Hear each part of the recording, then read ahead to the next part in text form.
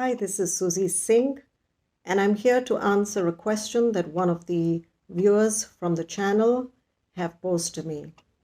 And the question is, how can one surrender completely? I think this is a very, very important question, and so I'm going to take some time to go into the depth of this answer. First, we need to deconstruct the elements involved in surrender. So if I were to take what all is involved in surrender apart, it would include the desire for a particular outcome, what it is that you want to happen.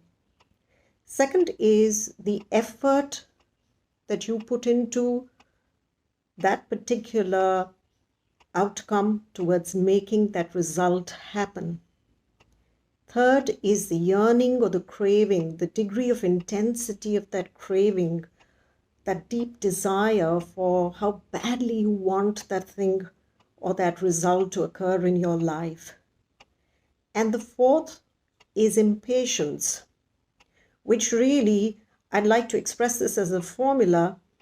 Impatience is patience plus negative thinking, which is the fear of what if a certain desired result does not happen, plus the restlessness that goes with it, where you constantly want to keep checking time and again whether there is a progress in that desired direction.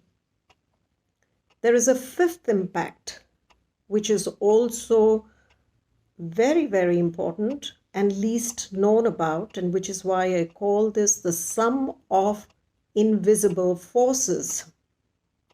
There are 4 dimensions to these invisible forces, which is going to impact whether or not that particular outcome may happen. The first is that particular result for your higher good? Does it align with your soul's agenda? The second aspect is karma. Have you earned the satisfaction that you expect that result to bring to you? The third is a lesson. Is there something that you need to learn in that result occurring or not occurring or occurring with delay?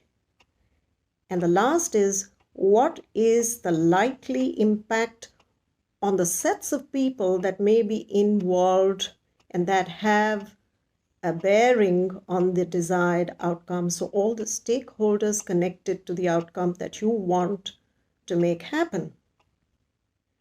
These invisible forces, if I were to club all these 4 together, which is higher good, karma, lesson, and impact on others, could quite easily be termed as acceptance of universal will. Now let's see how and what you need to do in order to make a complete surrender. The first aspect, which is desired outcome. It's important that you have a very specific prayer to the universe where you actually ask for a particular outcome exactly as you would like it to happen, expressing gratitude as though it has already happened. Now, I know this is something that a lot of people are aware of this, to speak of that particular event in the past tense and express gratitude for it. But the important thing is that it must be done with a certain conviction and a certain intensity and belief, because repeatedly asking for the same thing reflects some doubt whether your prayer is going to be heard or not.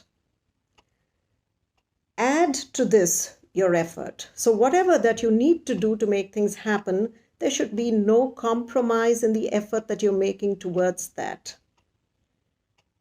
You need to take away or subtract from this the craving, because quite honestly, that's beyond your payroll.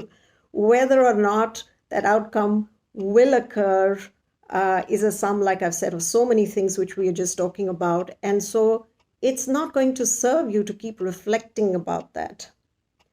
And the last, which you need to add, is the sum of the invisible forces, which is acceptance of universal will. So surrender is equal to a very specific explanation or declaration of the desired outcome you want with a sense of gratitude, and state that to the universe. Add to that your effort, take away your craving, and add to that your universal acceptance, which stated in other words means take away your negative thinking and your restlessness.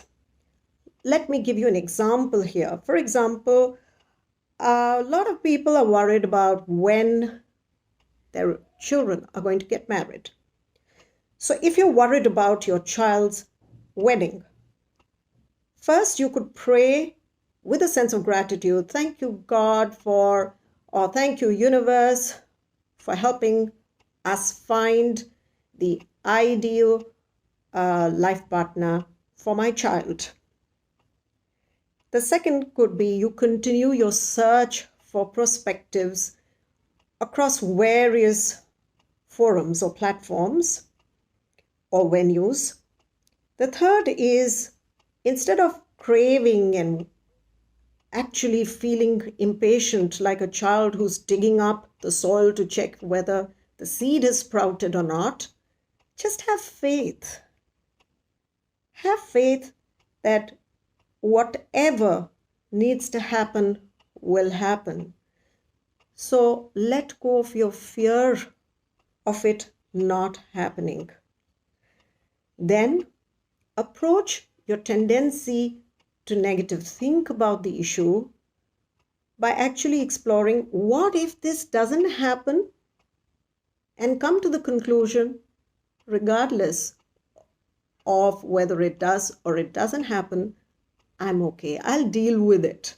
It'll be fine. It's not a life or death matter. And finally, affirm by accepting universal will by saying, I am ready to surrender this. I have made all the efforts involved. And now I believe that whatever is for my highest good will happen. So once again, if I were to view it as a mathematical equation, surrender involves having a very specific prayer of gratitude for your desired outcome. Add to that your effort. Subtract from it your craving. And add to that the sum total of the four invisible forces, which translates into your unconditional acceptance of divine will. This is really what is involved in a complete surrender. So it doesn't mean that you don't wish for the outcome. You wish for it, but then you also drop it, exercise faith, and be in acceptance of whether or not the desired outcome occurs. I hope this video has been useful for you, and I'll be back with more interesting topics. Thank you, and bye-bye for now.